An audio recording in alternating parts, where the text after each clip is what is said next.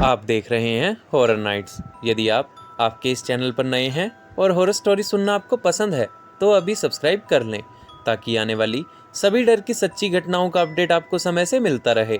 तो चलिए शुरू करते हैं। हेलो दोस्तों, मेरा नाम राजू है और मेरी एक छोटी सी कॉस्मेटिक की दुकान है अपने घर के पास में ही।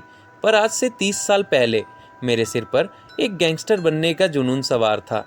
मैं ऐसा था जिसे सही गलत से कोई मतलब नहीं था।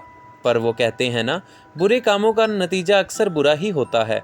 कुछ ऐसा ही फल अपने बुरे कामों का राजू जी को भी मिला जब उनका एक शैतान से सामना हुआ जेल के भीतर। तो चलिए बिना भटके शुरू करते हैं आज की यह कहानी। एक केस के चक्कर में कोर्ट ने राजू जी को काले पानी की सज़ा सुना दी। काले पानी की सज़ा, इसके बारे में आपने कभी ना कभी कहीं ना कहीं ज़रूर सुना होगा, क्योंकि इसे सबसे बुरी सज़ा कहा जाता था।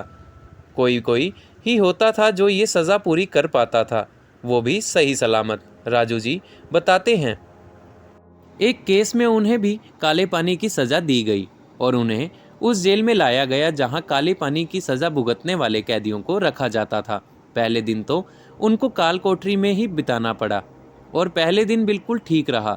पर उसी रात कुछ ऐसा हुआ जिससे राजू जी को गुंडागर्दी करना बहुत भारी पड़ गया, क्योंकि उनका सामना एक ऐसे शैतान से हुआ जो दिखाई नहीं देता था मगर ऐसी चोट मारता है जो खाकर या तो इंसान मर जाता था या सालों साल के लिए पागल हो जाता था।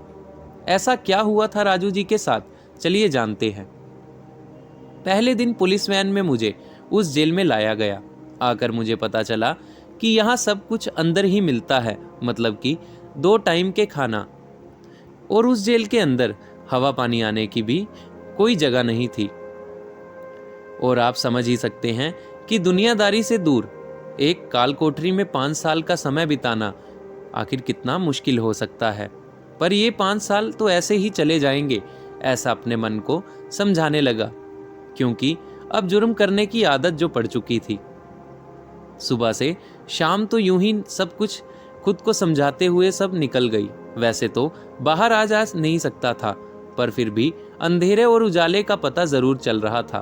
तभी कोठरी के बाहर जो संतरी खड़ा था वो अचानक से वहां से चला गया। अरे साहब, क्या बात, इतनी हड़बड़ाहट में कहाँ जा रहे हो, ऐसा उस पुलिस वाले को कहा। तभी उसने सामने से बस इतना कहा, बच्चू, अगर जान प्यारी है तो चुपचाप चद्दर ओढ़कर सो जा और जो भी आवाजें आई बस उस ओर ध्यान मत दियो। इतना बोलकर वो चला गया और मैं उसे आवाज देने लगा। अब मेरा मन में डर दस्तक दे चुका था, क्योंकि उस संतरी के बताने का लहजा ऐसा था मानो वो किसी चीज से डर रहा हो और यह बोल रहा हो। तभी मेरे बाजू वाली कोठरी से आवाज आई, बेटा, अपनी जान से थोड़ा भी प्यार करता है तो चुपचाप दीवार की तरफ अपना मुंह करके सो जा और एक भी शब्द अब अपने मुंह से मत निकालना, वरना जान ले लेगा वो तेरी। अब तो उस चाचा की आवाज आनी भी बंद हो चुकी थी। मैंने भी वैसा ही किया। जल्दी से चद्दर अपने मुंह पर डाली।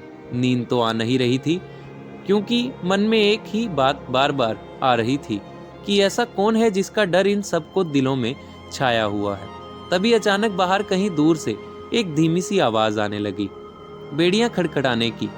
वो आवाजें सुनकर मुझे ऐसा लगा कि मानो किसी कैदी को बेड़ियां पहनाकर कहीं ले कर जा रहा हो। और धीरे धीरे वो आवाज मेरे सेल के पास से होती हुई आगे बढ़ गई। पूरी रात मेरे मन में यही चलता रहा कि इतनी रात में किसे ऐसे बेड़ियां पहनाकर ले जाया गया था। ज्यादा देर तक मैं ये सवाल अपने मन में ना रख सका। तभी सुबह की रोशनी आते ही मैंने उसी चाचा को आवाज दी, अरे चाचा, वो क्या था कल रात? तभी चाचा ने कहा, बेटा, उसे एक बुरा सपना समझकर भूल जा, ऐसी बातों को याद नहीं किया जाता। न जाने चाचा की कही हर बात में एक गहराई सी छिपी होती थी। अगले दिन रात को फिर से ऐसा ही हुआ। वो संतरी जल्दी जल्दी रात होते ही वहां से चला गया और इशारे से मुझे फिर से चद्दर लेने का बोल दिया। मैंने भी वैसा ही किया, पर अब इस राज को जानने की उत्सुकता मेरी बढ़ती जा रही थी। तभी मैं चद्दर लेकर अभी लेटा ही था कि वो आवाज एक बार फिर से आई और ऐसे ही मेरे सेल के पास से होती हुई आगे चली गई। और कुछ देर बाद वो संतरी भी वापस आकर अपनी जगह पर खड़ा हो गया। पर कल तो मैं ये राज जानकर ही रहूंगा, ये सोचकर मैं सो गया। अगले दिन सुबह उठा तो मन में राज का पर्दाफाश करने की उत्सुकता धीरे धीरे अपने चरम सीमा पर पहुंच रही थी। बस इंतजार था तो सिर्फ शाम होने का। अब शाम हो चुकी थी। धीरे धीरे अंधेरा आने लगा और सूरज से चांद की रोशनी ने अपनी जगह ले ली और हमेशा की तरह आज भी संतरी वहां से चला गया। तभी मुझे साथ वाले सेल से चाचा ने कहा, बेटा जो तू करने की सोच रहा है उसमें तेरी जान पर भी बन सकती है, तो जो भी करेगा वो सोच समझ कर ही करना।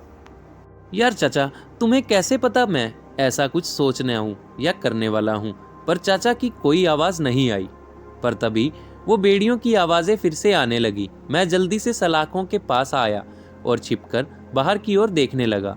तभी धीरे धीरे वो बेड़ियों की आवाज और किसी के चलने की आवाजें मेरे पास आने लगी। मैं भी नजरें गड़ाए राज जानने में ही लगा हुआ था। तभी मैंने जो देखा वो देख मेरी तो हालत पतली होने लगी। दोस्तों, मेरे सामने उस समय लोहे की बेड़ियां हवा में तैरती हुई दिख रही थी। ऐसा लग रहा था कि मानो उसमें कोई बंधा हुआ है, पर वो दिख नहीं रहा है। और वो बेड़ियां अचानक से बिल्कुल मेरे सामने आकर रुक गई। हमेशा वो बेड़ियां आगे बढ़ जाती थी, मगर इस बार वो बिल्कुल मेरे सामने रुकी हुई थी। देखने में ऐसा लग रहा था वो जो भी है अदृश्य चीज, उसे पता चल गया हो कि मैं उसे छिपकर देख रहा हूँ।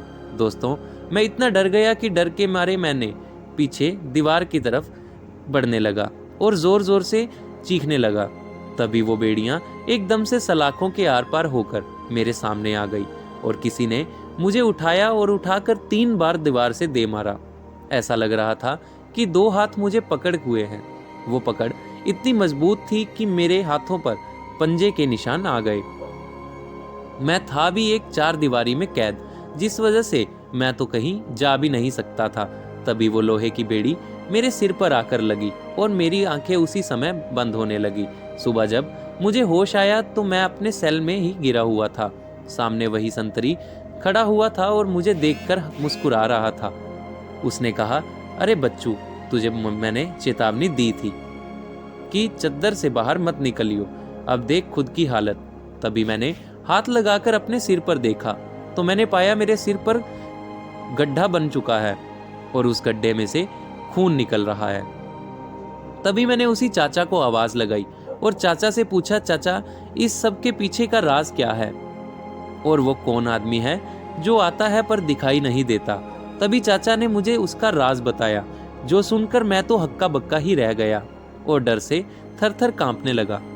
तो दोस्तों, क्या था वो ना दिखने वाले शैतान का राज जो चाचा ने राजू जी को बताया? जानने के लिए देखें कल इस कहानी के दूसरे भाग को। तब तक के लिए अपना ख्याल रखें।